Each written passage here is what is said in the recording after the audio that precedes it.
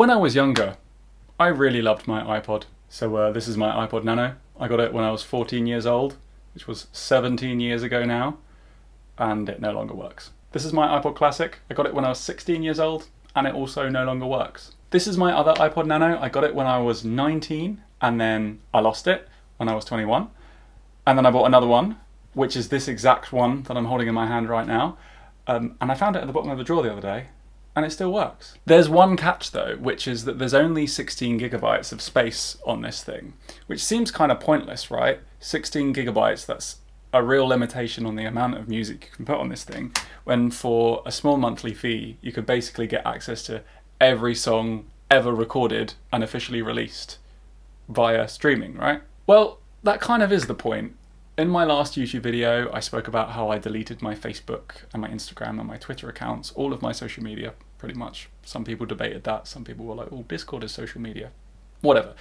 The big three, Facebook, Twitter, Instagram, I deleted them all because I was so tired of how addictive they are, and they just cranked my faith in humanity down a notch on a daily basis. In my quest to be more intentional with my time and what I consume, I've decided to turn my attention to music more recently, and I figured that this iPod Nano could help me with that process. Now, I thought a lot about saying here about, you know, the sort of stuff that you hear from loads of people about how, like, well, I think that music streaming treats music as a commodity, and perhaps that has influenced my own music consuming habits. But after some consideration, I do still feel like I savour music and can get really into artists and not just like individual songs that streaming platforms have served up to me. And I do still really love the album format. Despite the unparalleled access that music streaming gives you to music, I don't feel like I've lost any love for music itself. So this isn't some big grandiose video about like why I deleted music streaming because I'm better than you. I'm not going to be deleting my music streaming subscription in the same way that I did with social media. But I do still really miss like the simpler times when I would spend my Saturday job money on CDs and then bring them home and burn them to my iPod and then spend every possible opportunity the following day listening to them over and over again, absolutely rinsing the album that I just spent my money on. Something about that just felt cleaner than the way I consume music now, you know? It's like, I feel like the word is like gluttonous or something, do you know what I mean? I'm a music glutton. I have got playlists and playlists and playlists of individual songs from artists that have been suggested to me on music streaming, and I've never gone and checked out the rest of the artist's catalogue. I've just been a glutton. I've been spoiled with music streaming, and there are plenty of ways in which that's good, but there's also plenty of ways in which that's not as good. So when I rediscovered this beautiful iPod Nano, I thought to myself, there isn't really anything stopping me from consuming music in the way that I used to consume music. Even though streaming exists now, I could still do that. But there's only 16 gigabytes of space on here. So how would I fill those 16 gigabytes? With full albums only, because remember, I want to consume music in the way that I used to, which was going out and buying a full CD, a full album. Full albums only, but making every single track count. What albums are really, in my opinion, zero skips, worth every single track, worth putting on this tiny little bit of space on this iPod Nano? And the more I thought about it, the more I was like, this is a fucking hard question. There are really not that many albums, at least that I'm aware of, that are absolutely flawless, zero skips. There are so many albums with like 1 or 2 skips on, so many really solid albums that just not quite there, but zero skips is a really tricky one. So over the past few months, I have done a lot of research, which is essentially I've just been listening to a lot of music, and I've been hunting down albums at like HMV or online, or I've been going into a lot of charity shops, and I've been trying to find these albums that I think are truly zero skips. And a lot of albums and CDs are kind of hard to get hold of nowadays. So there's been a bit of a hunt, but I've finally got hold of every single CD that I think is worthy of being on this list. Physically, I've got a physical copy of it, and they're right here and here.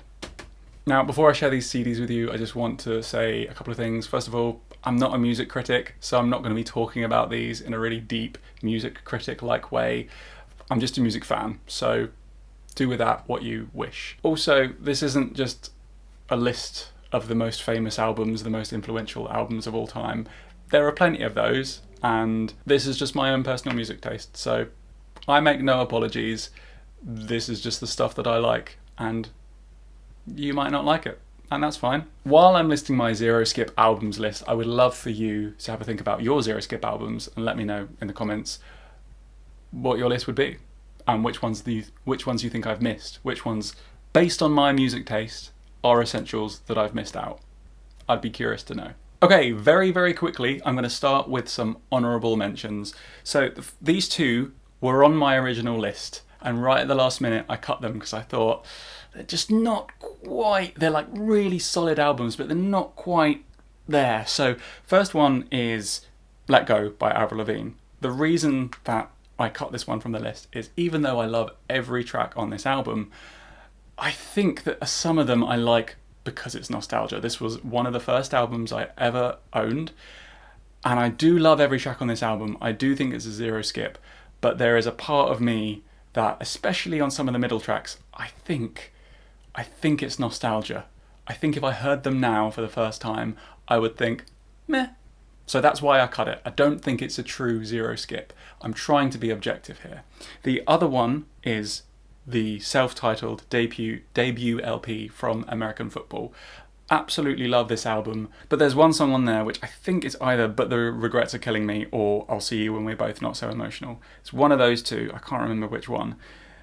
That is good, but it's not a skip every time. It's a I'll sometimes skip it.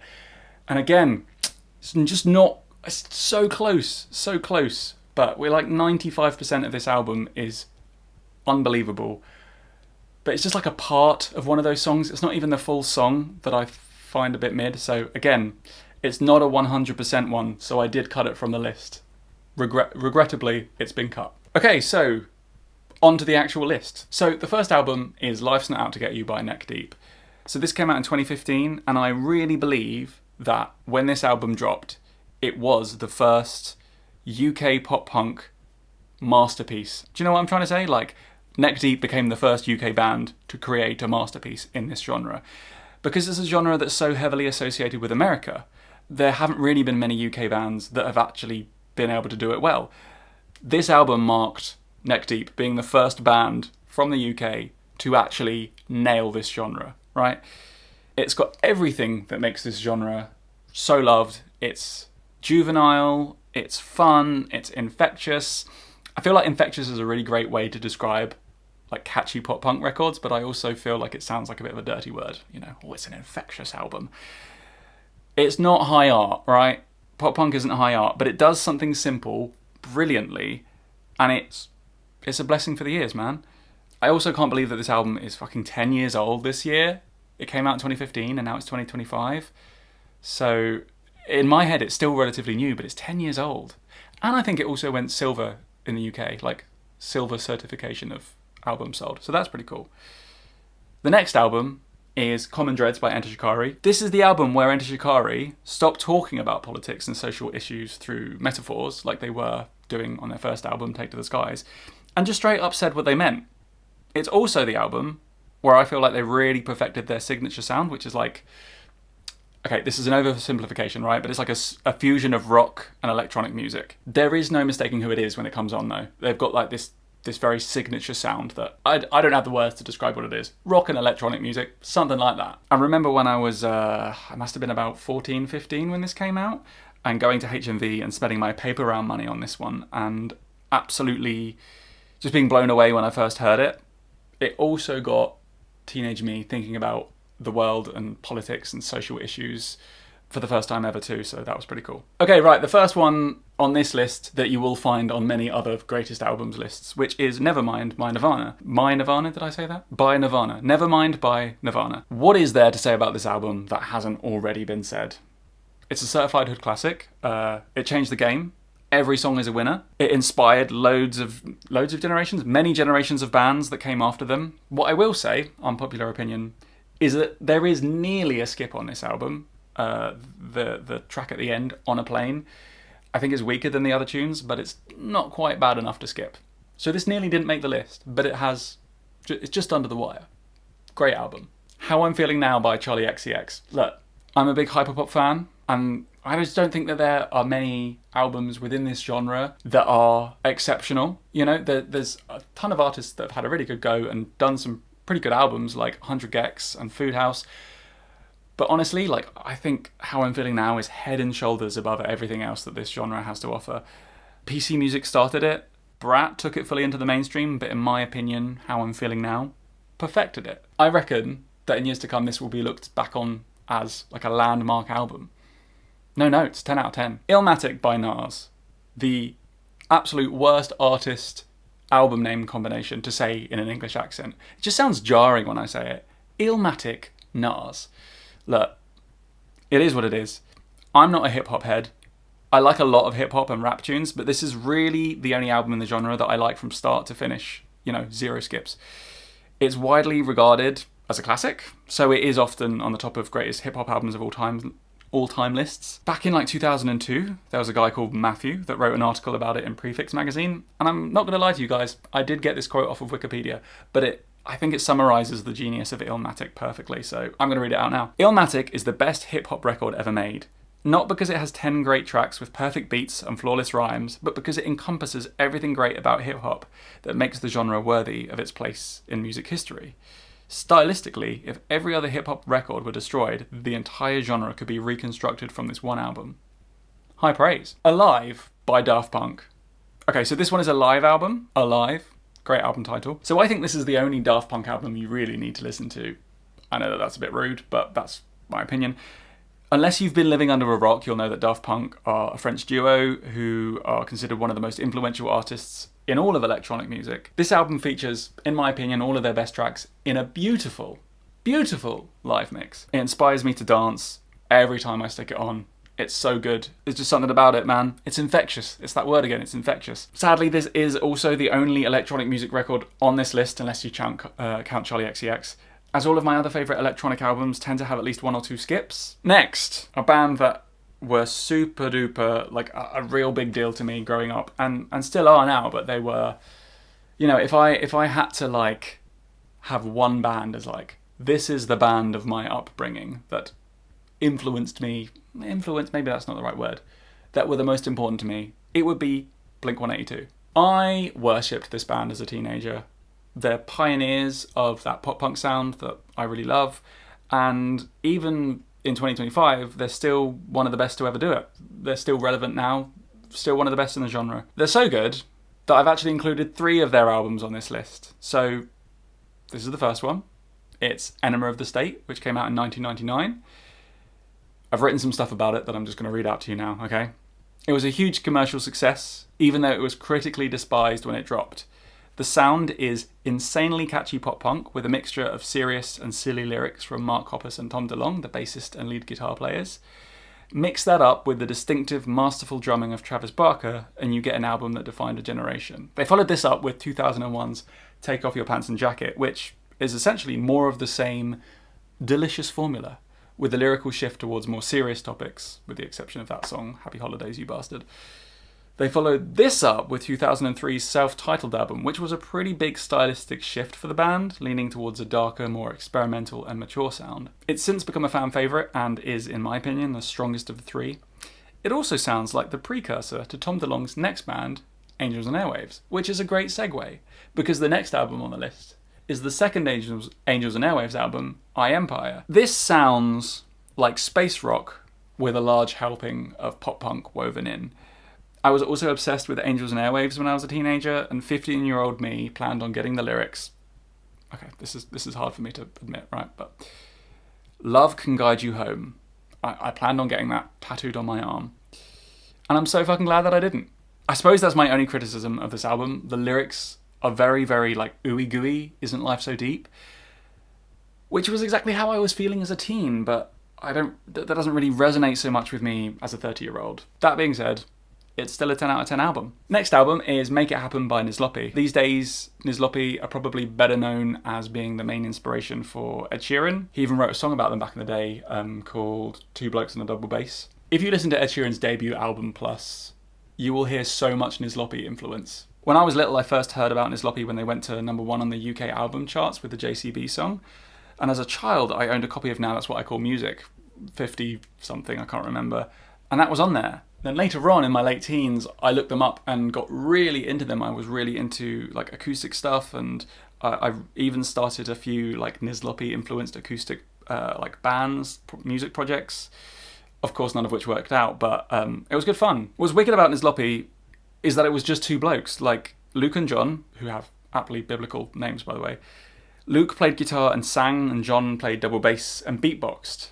And it's a really unique sound. Now, the reason that I like Make It Happen the most, other than it having no skips on the album, is like it's their best collection of songs, sure, but also it's the only full-length album they put out without a full band, and it's just them doing their signature lifestyle of beatbox, double bass, guitar, and vocals.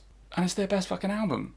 And it's 0 skips. Okay, so the next one is The Young and the Hopeless by Good Charlotte. It is another pop punk one. It's a great album. I did think long and hard about whether this was another nostalgia addition to the list. It was the first album I ever bought back in like 2002 or 2003. But listen, look, I still really like it. I don't think that I only like tracks because they're nostalgic. I think that if I heard it today, I would still really like it.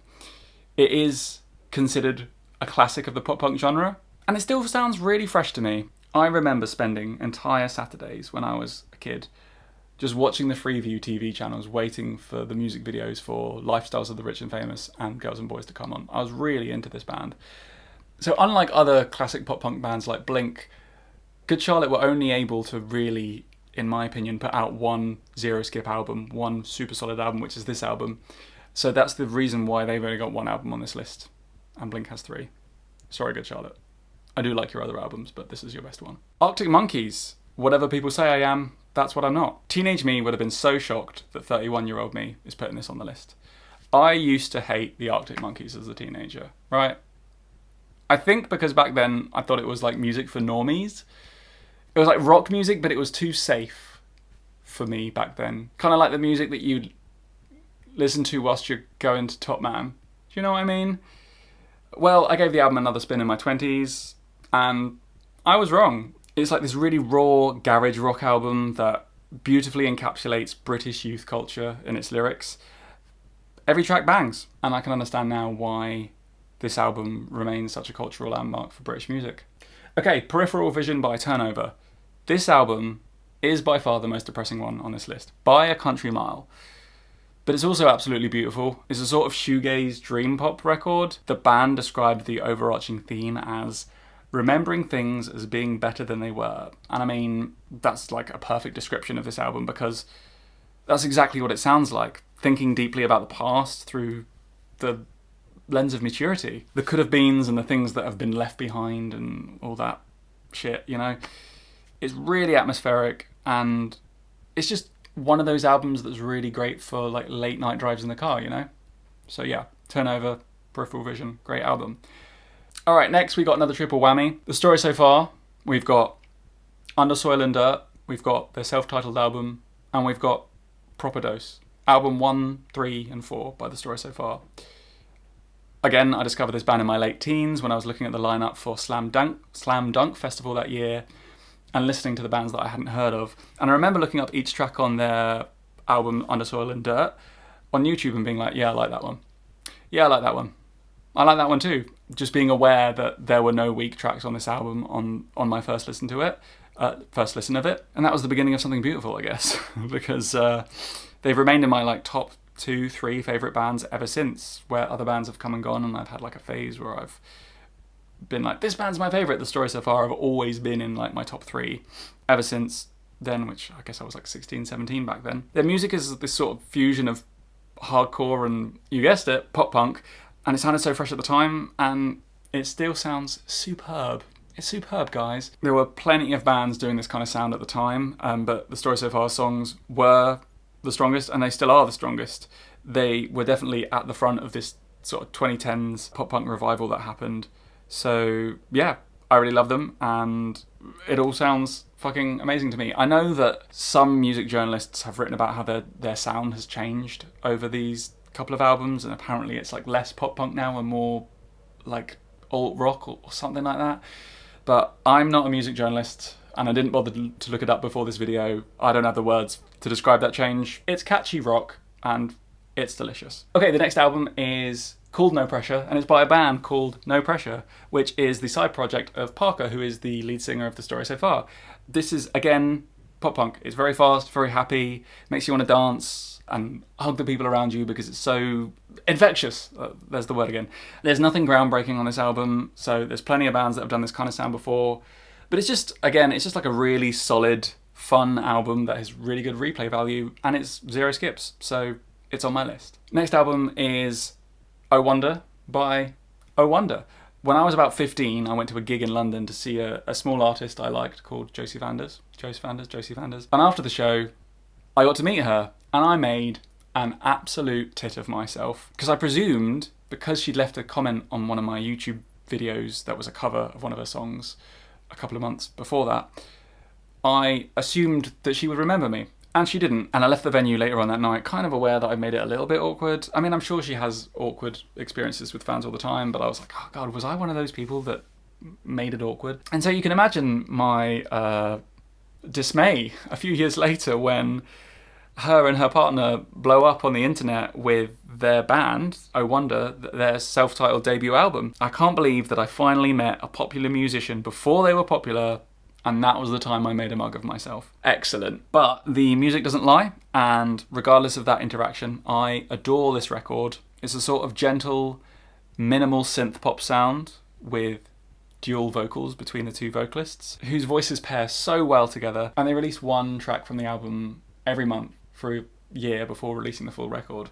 Coincidentally, this album release coincided with me finishing university, and I definitely feel like it's one of those records that reminds me of that time. I listened to it a lot and found, solace in it during that difficult transition from uni to not uni, the world of work afterwards. So it always reminds me of that time, but it was comforting. Okay, Holy Ghost by Modern Baseball. Imagine being one of the best bands of a scene, putting out just 3 albums, and then dipping. That's exactly what Modern Baseball did.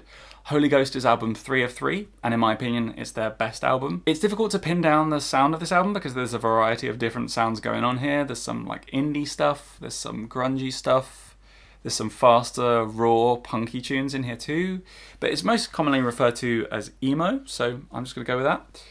I think what makes this album even more impressive is that the first half of it is written by the guitarist and lead vocalist Jake, and the second half is written by the other guitarist and lead vocalist Brendan, and both of them were just on top form when they were writing this album, because despite this diverse range of songs that they have separately concocted, there just are no bad tunes, and both halves of the album slot together really well, so well done, boys. That's all I had to say about that album. Next album is Much Love by Microwave. I first heard this band when they played at London's Electric Ballroom as a support act for a band that I can't remember. It might have been Tiny Moving Parts or Knucklepuck, but I remember that it was at the Electric Ballroom.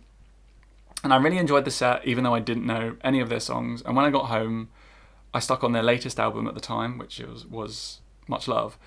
And that's this album. They don't sound like how this cover makes them look. It's a joke cover, but it genuinely looks like it could be like a 70s disco pop band album cover. They're like a grungy, emo kind of rock band who sing songs about being fucking derelicts.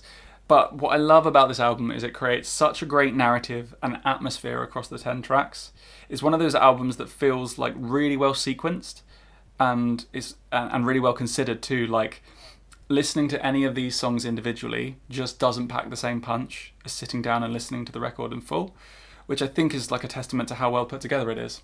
So, Much Love by Microwave. I have much love for this album.